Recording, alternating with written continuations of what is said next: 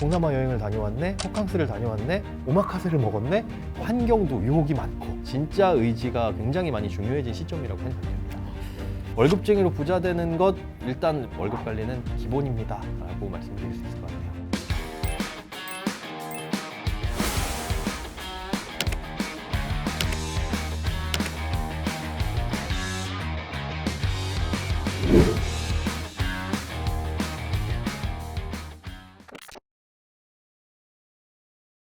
안녕하세요. 지식이 되고 돈이 되는 시간 부동산 클래스의 정지훈입니다. 자, 오늘은 행복자산관리연구소의 김현우 소장님 모셨습니다. 어서 오세요. 네, 안녕하세요. 김현우입니다. 아유, 반갑습니다. 네. 자, 요즘 물가는 또 비싸지, 경기는 또 안 좋지. 네. 그 당장 쓸 돈은 없는데 돈 관리는 또 무슨 뭐 이런 이야기를 하시는 분들도 계세요. 네. 그 뭐 환경의 문제인지 혹은 의지의 문제인지 한번 짚어가야 될 것 같아요.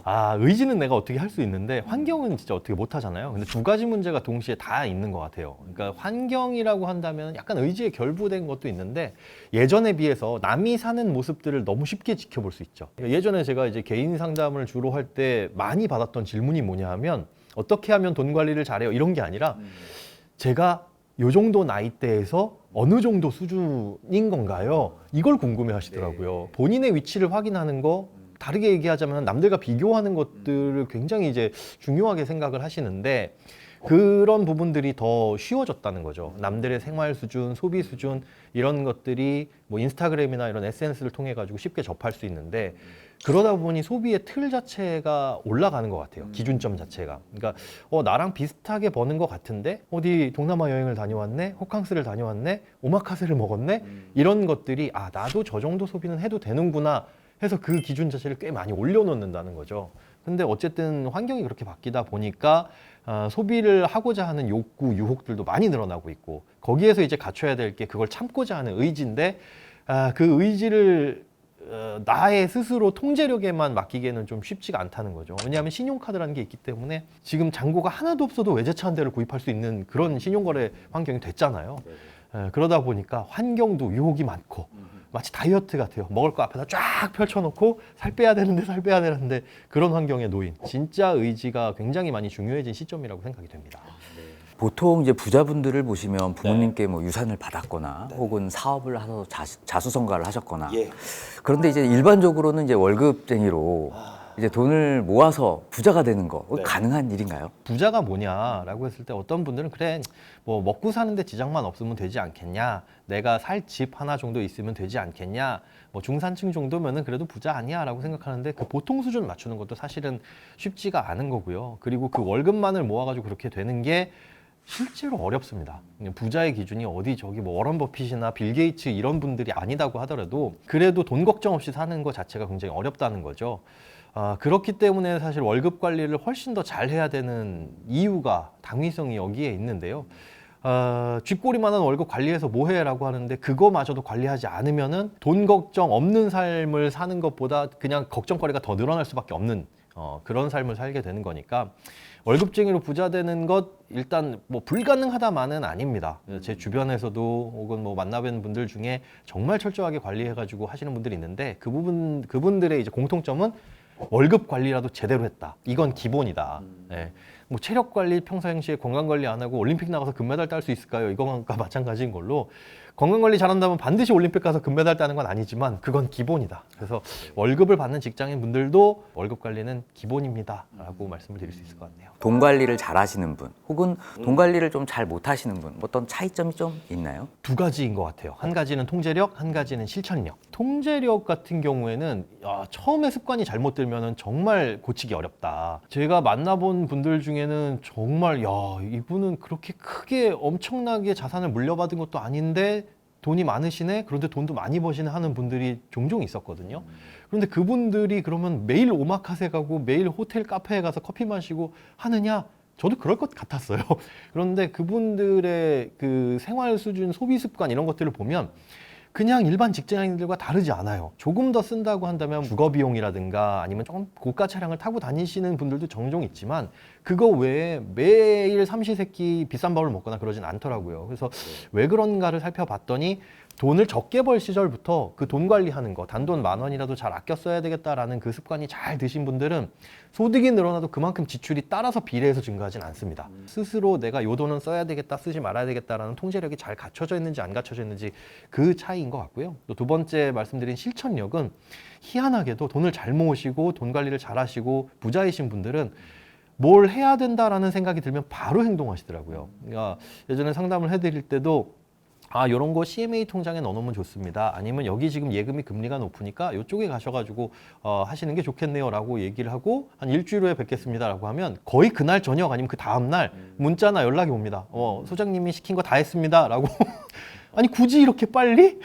네. 근데 대부분 그게 공통점이에요. 돈 관리 잘 하시는 분들이나 그렇게 부자이신 분들은 해야 되겠다라고 생각하는 것들은 반드시 하는데 안타까운 건 그렇지 않은 분들이 더 많다라는 거예요. 기업이나 이런 곳에서 직급별로 강연 요청을 하는 경우가 있거든요. 그러니까 신입사원일 때, 그 다음에 뭐 대리 승진했을 때 이렇게. 그러면 신입사원일 때 교육했던 분들을 대리 교육했을 때 대부분 중복해서 만납니다. 통장 쪼개기 해야 된다, 뭐 비상금 통장 만들어라, 주택청약은 누구든 갖고 있으니까 이거 10만 원씩은 하셔라. 신입사원이 그 10만 원 가입할 돈도 없는 거 아니고 저축할 돈이 없는 것도 아님에도 불구하고 시간이 없는 것도 아니잖아요. 그런데 놀라운 거는 그걸 실제로 행동으로 옮기는 비율은 한 3% 경험적으로 봤을 때 그 정도밖에 안 되더라. 그러니까 나머지 분들은 그래 그거 좋아, 중요하네, 했으면 좋겠네 라고 생각하더라도 그냥 미뤄두고 하다가 결국은 안 하게 되는 거예요. 그러면 사실 바뀔 게 아무것도 없거든요. 돈 관리해야지, 재테크 해야지, 지금 이런 채널 보면서 부동산 공부 열심히 해야지라고 머릿속으로 생각만 하고 아무것도 안 하면 사실은 그냥 시청만 하고 끝나는 거잖아요. 그 시간에 만화책을 보거나 소설책을 보거나 다른 드라마를 본 것과 아무 차이가 없습니다. 그런데 진짜 돈을 잘 모으시는 분들은 그렇게 해야 되겠다라고 느끼는 순간 바로바로 움직인다라는 특징, 그 차이가 있는 것 같습니다. 예. 이제 월급이 오르면 예. 이제 저축도 많이 할 것 같잖아요. 근데 이상하게 소비가 더 늘어나더라고요. 그럴 수밖에 없죠. 네. 이것도 이제 통제력의 문제일 수도 있고요. 그 다음에 돈 관리를 하려는 마음을 먼저 먹으신 분들 같은 경우는 월급이 늘어나면 저축 늘릴 생각 먼저 하거든요. 그러니까 예를 들어 내가 1년 안에 1,000만 원을 모아야 되겠다. 2년 안에 뭐 3,000만 원 모아야 되겠다. 그러면은 단순하게 이제 적금으로 모으는 방법이 거의 유일하죠. 그러면 1,000만 원 나누기 12달 하면 뭐 83만 원씩 1년 만기 적금에 가입하면 되겠네. 근데 내가 지금 저축여력은 한 달에 아무리 쥐어짜내봐야 60만 원밖에 안 돼. 그럼 저축을 못 하는 거잖아요. 그럼 월급이 늘어나면 요거 좀 채워가지고 저축액 좀 늘려야 되겠다. 이걸 먼저 계획을 갖고 있는데 그런 돈 관리, 저축, 재테크에 관심이 없는 분들은 월급이 늘어나면 일단 기분 좋아요. 그리고 무언가 월급이 늘어난 만큼 달라지는 게 뭐가 있을까를 소비에서 찾습니다. 예를 들자면 차를 바꾼다거나. 그러니까 그게 가장 두드러지게 나타나죠. 그러니까 내가 월급이 적을 때는 짜장면을 먹었는데 이제는 짜장면 곱빼기 먹어야지, 이게 아니라 월급이 늘어났으니 그만큼 눈에 띄게 달라지는 게 뭐가 있을까?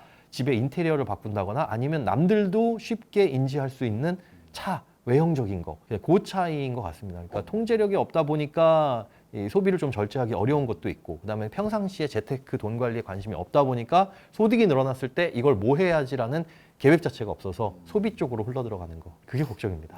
여러 재테크 전문가들께서 말씀하시는 것처럼 돈은 뭐 잘 모으는 것보다 잘 쓰는 게 중요하다라고 얘기를 하더라고요. 아마 일맥상통하는 것 같은데 잘 쓰기 위한 방법, 어떤 필수 조건들이 있나요? 이게 잘 쓴다라는 거의 자리, 어떻게 얼마나 아껴 쓰느냐라는 것도 있지만은 얼마나 가치 있게 쓰느냐라는 이 내용도 녹아 있잖아요.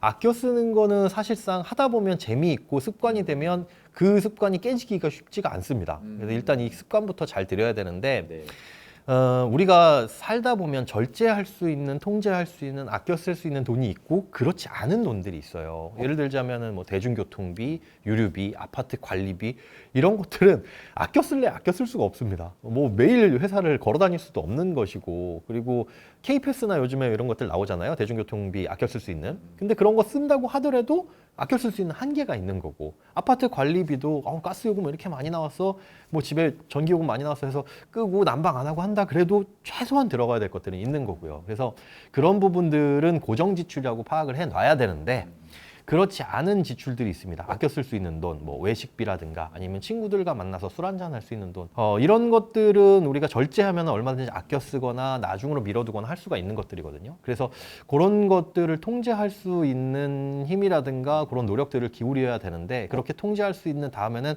얼마나 가치 있게 쓰느냐, 어떻게 얼마나 잘 써야 되느냐 이것들을 고민해 봐야 되는데 돈을 아껴 쓰라고 해가지고 친구들한테 밥 한 끼 안 사고 뭐 무조건 나가가지고 더치페이하고 하란 말씀은 안 드립니다. 우리가 돈은 쓰려고 버는 거잖아요. 그리고 돈 쓸 때 기분이 또 사실은 좋은 거고요. 근데 쓰고 나서도 기분이 좋으려면 그런 이제 가치 있는 소비를 해야 되는데 사실상 그런 돈들도 다른 곳에서 아껴가지고 지출을 하는 게 훨씬 더 보람되다. 그러니까 오늘 부장님한테 욕 먹었는데 집에 가서 치킨에 맥주 한잔하고 속이나 풀어야 되겠다라고 해도 좋지만 그런 거 조금씩 아껴가지고 그걸로 나 혼자 치킨에 맥주 먹는 것보다 뭐 후배들한테 한 잔 사주고 친구들이랑 한 잔 어울려서 먹고 그러면 똑같은 돈을 쓰더라도 뭐 기분은 더 좋아질 수 있는 거거든요. 하지만 똑같은 외식비 용돈이라고 하더라도 이걸 통제해서 쓰느냐 그렇지 않느냐에 대한 차이니까 그 부분에 있어서 우리가 돈 관리를 할 때 아껴 쓸 수 있는 돈 그렇지 않은 돈 요걸 이제 구분해 가지고 시작하는 게 가장 출발점일 것 같습니다. 자, 만약에 월급 300만 원을 받는다. 근데 이제 독립해서 따로 나와 살아야 되는 그런 기준일 때 적정 생활비의 기준 어떻게 보면 될까요? 무엇보다 나와서 살지 않는 것이 가장 좋을 것 같아요. 이제 돈을 가장 잘 모을 수 있는 시기가 언제냐라고 질문이 들었을 때 말씀을 드리자면 취업하자마자 부모님한테 얹혀 사는 그 기간, 딱 그 기간이 가장 돈 모으기가 쉽고 그 다음이 이제 결혼하기 직전까지. 그리고 결혼하고 나서도 아이 낳기 전까지 요때까지가 돈을 가장 잘 모을 수 있는 시기거든요. 그러니까 신입사원들 모아놓고 강의할 때 한 달에 100만 원 이상씩 저축하시는 분 손들어 보세요 라고 한다면 절반 이상은 손듭니다. 그런데 재미난 건 한 40살 넘으신 이런 분들 저 정도 돈 벌면은 진짜 돈 잘 모을 수 있을 것 같은데 라고 하시는 분들한테 여쭤보면 정말 거짓말 안 하고 100명 중에 한두 명 정도예요. 100만 원 이상씩 저축하시는 분들. 물론 이제 주택담보대출 원리금 상환까지 포함하면 비율은 좀 높아지지만 현금을 모으는 것 자체가 나중이 되면 그만큼 더 어렵다. 쓸 일이 더 많기 때문에. 그래서 이 사회초년생 때 이렇게 독립하기 전에 돈을 많이 모아야 되는데 그렇지 못하시는 분들도 계시죠. 뭐 지방에 사시는데 서울로 취업을 하셨다거나 아니면은 정말 뭐 차량편도 안 좋은 곳에 대중교통도 없는 곳에 취업을 하셨다거나 그런 분들 같은 경우에 이제 독립을 하셔야 되는데 그럴 경우에도 소득의 15% 정도는 월세나 주거비용을 넘기지 마셔라 라고 말씀을 드려요. 그리고 그 소득의 15%와 연계가 되는 게 뭐냐 하면 교통비. 그러니까 사실 독립을 하는 이유가 좀 전에 말씀드린 것처럼 집에서 출퇴근을 못하는 경우들이 대부분이거든요. 집은 영등포인데 회사는 여의도인데 내가 부모님이랑 같이 사는 거 싫어가지고 어디 뭐 당산 쪽에 월세를 얻어서 산다. 이건 말이 안 되는 거죠. 거리가 멀어가지고 독립을 하는 거라고 한다면은 직장과 가까이 간다면 아낄 수 있는 게 교통비잖아요. 그래서 이제 월세와 연동돼서 주거비용과 연동돼서 생각해야 되는 게 교통비인데 직장과도 먼데 출퇴근 시간도 오래 걸리고 교통비도 많이 들어가는데 심지어 월세도 비싸. 이거라고 한다면 뭔가 잘못된 거죠. 그래서 월세 비용이나 뭐 교통 비용을 같이 포함해서 연동해서 생각을 하시되 주거 비용은 가급적이면 15%를 넘지 않도록 하고 이렇게 말씀드리면 서울에 월세 찾아보면 요즘에 아무리 못해도 반지하 들어가도 40만 원입니다. 고시원 들어가도 그 정도는 줘야 됩니다. 하시는 분도 있어요. 물론 처음엔 그럴 수밖에 없습니다. 특히나 월세촌, 대학가 이런 데들은 더 비싸요. 아예 그냥 사이드로 벗어나서 90년대 지어진 정말 옛날 그 빨간 벽돌식 빌라 있잖아요. 그런 곳에 들어가시거나 처음에는 아니면 주거 비용을 아끼는 방법. 그러니까 월세를 내는 게 아니라 우리가 전세자금 대출, 뭐 중소기업 다니시는 분들은 청년 버팀목 전세자금 대출 이제 중소기업 전용 나오잖아요. 그런 것들 받으시면 1%대로 대출 가능하니까 1억을 빌린다라고 하더라도 이자 비용이 뭐 10만 원 남짓이거든요. 그러니까 그렇게 해서 아낄 수 있으니 그러려면 뭘 해야 돼? 최소한의 요만큼의 보증금은 있어야 되겠구나. 아무리 찾아봐도 요즘에 1억짜리 전세는 없네. 한 1억 5천짜리 있으면 내가 최소한 5천은 모아야 1억 대출 받아가지고 1억 5천 전세 들어갈 수 있겠네. 월세 비용을 15%에 맞춰서 아끼려는 그런 노력들을 해 두셔라. 그래서 그 15%라는 게 어떤 법에서 정해진 기준도 아니지만 그 기준선, 나름의 기준선을 정해놓고 거기까지 줄이려는 이제 노력은 해야 된다. 물론 그러니 소득이 높아지면 그 15%라는 선도 낮아질 수는 있겠죠. 아무리 봐도 나 이거 잘 어디를 줄여야 될지 모르겠다라고 네. 했을 때 꼭 체크해봐야 될 그런 생활비에 대한 목록이 좀 있을까요? 있습니다. 식비예요. 식비. 아마 돈 관리 하시려고 생각하셨던 분들, 그리고 요번에 이제 연말정산 하시면서 한 번쯤은 겪으실 거예요. 연말정산 할 때 보면 원천징수경수증 주죠. 그러면 회사에서 세전급여 나온 거 보면 우와 이렇게 많이 받았다고? 내가? 그런 적이 없는데 다들 그렇게 생각하실 거예요. 그런데 쓴 것 보면 더 기절합니다. 아니 신용카드를 이렇게 많이 썼다고? 무슨 내가 차를 샀나? 그것도 아니야. 명품을 샀나? 그것도 아니야. 근데 신용카드 보면 엄청나게 많이 썼어. 남는 거 없이. 그래서 신용카드 내역서 도대체 뭐 썼는지 보자 해가지고 이 파일로 받아보신 분들은 아시겠지만 대부분 식비에 썼습니다. 근데 그 식비들을 보면 하나하나 살펴봐도 안 써야 될 것들은 없어요. 그런데 무슨 식비를 아껴야 되냐? 똑같은 식비라고 하더라도 반드시 인간이 살아가기 위해서 들어가는 그 식비인지 아니면 여기에 이제 스트레스 비용이라든지 좀 게으른 비용이 포함된 식비인지를 보셔야 됩니다. 게으른 비용이라고 한다면 귀찮아가지고 배달시켜 먹는 거. 사실 집에서 해 먹는 것보다 사 먹는 게 오히려 혼자 사시는 분들은 좀 덜 들어갈 수 있어요, 돈이. 그런데 요즘에 밀키트 이런 거 사면은 한 2끼 정도는, 3끼 정도는 먹을 수 있으니까 그게 더 비용이 덜 들어갈 수 있는데 근데 그런 게 아니라 그냥 귀찮아서 오늘은 뭐 먹지? 퇴근길에 주문하는데 최소 2만 원, 3만 원씩 저녁 비용으로 쓰고 있다거나 그게 사실은 어떻게 보면 좀 귀찮아서 쓰는 비용이거든요. 저는 그걸 이제 게으른 비용이라고 표현을 하는데 그런 비용들 혹시나 식비 중에 포함된 거는 없는지 이런 것들 한번 꼭 살펴보셔야 될 것 같고 그런 식비는 식비와 용돈이 약간 섞여 있는 개념이다. 그리고 똑같이 먹는 걸 먹었다고 하더라도 앞서 말씀드렸지만 뭐 저녁에 치킨에 맥주 한잔 하는 거는 이거는 식비라고 생각을 한다기보다는 용돈으로 따로 분리를 해야 돼요. 내가 오늘 늦잠 자가지고 탄 택시비 지불한 것과 마찬가지. 그러니까 아낄 수 있는 돈이었는데 내가 통제하지 못해서 혹은 써야 되겠다 맘먹어가지고 추가적으로 지불한 돈. 그래서 같은 식비라고 하더라도 그걸 발라내는 노력, 그거부터 잡아야 이 조금 소비를 줄일 수가 있고 요즘에 특히나 공통적으로 많이 늘어나는 소비가 구독료더라고요. 정말 꼭 포함돼 있어요. 건강보험료, 국민연금 보험료 내는 것처럼 구독료가 넷플릭스 그런 OTT들 있죠. 과거엔 그게 전부였는데 거의 이제는 가전제품까지. 이게 사실 렌탈인데 이름 싹 바꿔가지고 가전제품도 구독하세요 이런 식으로 바뀌어가지고 아니 어느 집을 보니까 무슨 뭐 정수기, 뭐 매트리스 이런 것도 정기적으로 한다. 그 사실 구독이라는 게 말이 좋아서 구독인 거지 지금 당장 그걸 구매할 수 있는 구매력이 없기 때문에 할부로 구매하는 거나 마찬가지입니다. 그런 게 소소하게 진짜 하루 몇백 원, 한 달에 몇만 원이라고 해서 그런 게 쌓이다 보면 고정비용 무시 못합니다. 반드시 써야 된다라고 생각하고 그냥 안 보고 덮어놨던 것들 중에 없어도 되는 것들이 뭐가 있는지 꼭 필요한 물건이 아니다. 내가 꼭 필요하더라도 쓸 돈이 살 돈이 없다라고 한다면 구독보다는 그 돈이 모일 때까지 미뤄두시는 게 좀 현명한 소비라고 생각이 됩니다. 시대가 변하면서 소비 습관은 변하기 나름이지만 네. 그래도 참 이해할 수 없다. 이런 소비가 좀 있나요? 조금 전에 말씀드린 구독. 구독. 그리고 그걸 포함해서 왜 그런 구독이 늘어났나 봤더니 처음에도 말씀드린 소비 틀 자체가 늘어났더라. 응답하라 시리즈 드라마 시리즈 아시죠? 저도 드라마를 다 보진 않았는데 드라마에 나오시는 분들 그 가정 중에 한 분이 복권에 당첨돼서 좀 좋은 집으로 이사 갔다고 알고 있어요. 그런데 그 복권에 당첨되기 전과 후가 극명합니다. 그런데 지금은 그렇지가 않다는 거예요. 그러니까 그 응답하라 복권 당첨되기 전후의 가정이 확 극명하게 갈리지만 지금은 정말 양극화돼 있어서 저소득층의 가정 이런 게 아니라면 일반적인 중산층 가정에서 생활 수준이 다 똑같아요. 거실을 놓고 봤을 때 사진을 찍어서 자, 이 가정의 생활 수준, 소득 수준, 재산 수준을 짐작해 보세요. 그러면 알 수가 없어요. 누구나 집에 벽걸이 TV 있고요. 진공 청소기 물론이고 요즘엔 그냥 로봇 청소기 뭐 이런 것들 기본. 세탁기만 있는 게 아니라 그 위에 건조기. 이런 것들이 월급을 300을 받든 500을 받든 1000만 원을 받든 다 갖추고 살고 있습니다.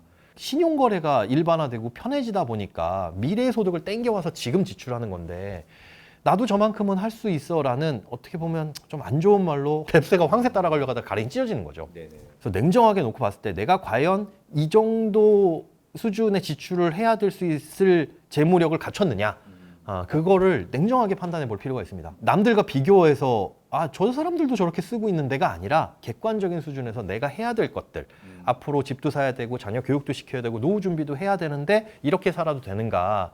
안 되면 무언가 하나 포기를 해야 되겠죠. 뭐 집 사는 걸 포기하고 혹은 노후 준비를 포기하고 좋은 가전제품 들여놓는다거나. 근데 그렇게 하라 그러면 아무도 안 그러실 거잖아요. 근데 실제로는 그렇게 살고 있다. 그래서 요즘 소비의 그 달라진 점들이 다들 눈높이가 너무 올라가 버렸다.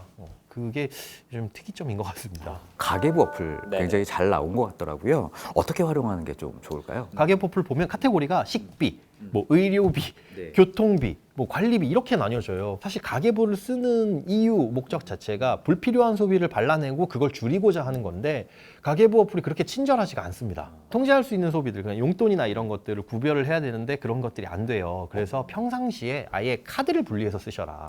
예, 신용카드나 체크카드를 분리해서 쓰시는데 통제할 수 없는 소비는 혜택 좋은 신용카드로 쓰셔라. 예를 들어 뭐 대중교통비라든가 휴대폰 요금 매달 정기적으로 나가는 것들 있잖아요. 아파트 관리비 이런 것들은 신용카드 혜택 좋은 거 찾아보면 있습니다. 뭐 1% 적립해 준다거나 뭐 할인해 준다거나 이런 걸로 몰아서 이건 내가 아낄 수 없는 돈이니까. 그다음에 뭐 점심 먹으러 갔을 때 계산하는 카드도 그 카드로 뭐 최저 실적 채워야 되는 거니까요. 그래서 그 하나의 카드로 쓰시면 이 카드로 쓰는 건 그냥 매달 1일부터 말일까지 사용한 나의 고정 지출 금액인 거예요. 그리고 그거 외에 밥 먹고 나서 스트레스 받는데 달달한 거 땡긴다 해서 카페를 간다거나 디저트를 먹을 때 쓰는 건 식비 카드가 아니라 용돈용 신용카드. 그러면 자, 고정 지출에서 쓴 거는 뭐에 썼는지 볼 필요도 없어요. 어차피 그건 아낄래 아낄 수가 없었던 거니까. 그런데 용돈에서 쓴 것들을 뭐에 썼는지, 얼마나 썼는지 그 앱에서 구분해 보면 이번 달 용돈은 내가 먹는 거에 주로 썼구나. 아니면 이번 달 용돈은 노는 거에 주로 썼구나. 이거라도 좀 구분을 할 수가 있다는 거죠. 그래서 지출 단계에서 아예 신용카드를 구분해서 쓰시는 게 그래도 돈 관리를 하는데 조금 감이 잡히시지 않을까. 가계부 앱을 쓰시는데 훨씬 더 그 목적을 달성할 수 있지 않을까 그렇게 생각이 됩니다. 왕도는 없습니다. 재테크에 대한 환상도 버리셔야 되고요. 목표 설정을 할 때 적은 금액으로 단기간에 비상금 먼저 확보를 해놓고 그 다음에 통장 쪼개기가 됐으면 그때부터 이제 저축을 할 수 있는 준비가 되셨다. 그 1억이라는 돈을 자체를 모으는 거는 굉장히 큰 의미가 있다고 봐요. 문제는 그 다음입니다.